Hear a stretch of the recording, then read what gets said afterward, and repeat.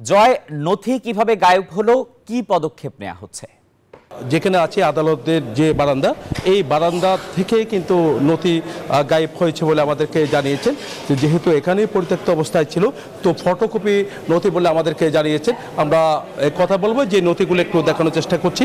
তো যে মহানগর পিপি আছেন আমাদের সামনে, তো এখান থেকে এই বারান্দা থেকে, আদালতের বারান্দা থেকে নথি গায়েব হয়েছে বলে আমাদেরকে জানিয়েছেন। তো আমরা আপনার সাথে একটু জানতে চাচ্ছি যে এখান থেকে, যে বারান্দা থেকে নথি গায়েব হলো, এই নথি বিচারিক কাজে কোনো সমস্যা হবে কিনা? বিচারিক কাজে কোনো সমস্যা হবে না। আমি যখন জয়েন করেছি তখন কিছু কাগজপত্র এখানে পরিত্যক্ত অবস্থায় দেখেছি, এবং আমার কাছে আমার যে মামলার যে মূল নথি এবং মূল ডকেট যেগুলো আমার কাছে আছে, বাকিগুলো সেরাস্তা আছে, আদালতে আছে।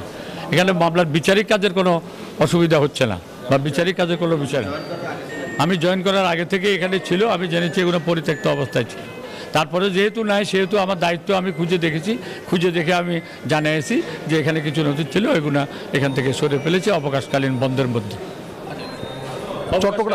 চট্টগ্রাম আদালত বলতেছে একটা গুরুত্বপূর্ণ জায়গা, তো এখান থেকে একেবারে নথি আদালতের বিষয়, আদালত এটা বলবে গুরুত্বপূর্ণ জায়গা, এটা সবাই জানে, গুরুত্বপূর্ণ বিষয়, গুরুত্বপূর্ণ জায়গা এবং গুরুত্বপূর্ণ জিনিসপত্র সবাই জানে।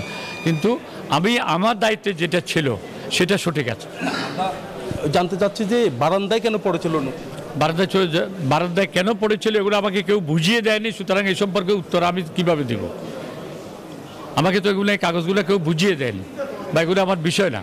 সেহেতু আমি এগুলো বুঝিয়ে নেওয়ার চেষ্টাও করে যাই, এবং চেষ্টা করেছি। আমি চেষ্টা করেই তো আমি কালকে জিডি করলাম। আপনি কখন থেকে জানছেন? আমি জানছি যে যখন আদালত অবকাশকালীন ছুটি হয়ে আসলাম, তখন আমি দেখে আমি খোঁজ খবর নিয়েছি, কোনো খোঁজ খবর পাই নাই। সেই পর্যন্ত আমি এগুলো কোথায় গেলো আমি আপনাদেরকে জানিয়ে দিলাম। অনেক ধন্যবাদ। তো এই ছিল আমার এখানকার সর্বশেষ। ফিরে যাচ্ছি স্টুডিওতে, আসিফ টিপুর কাছে।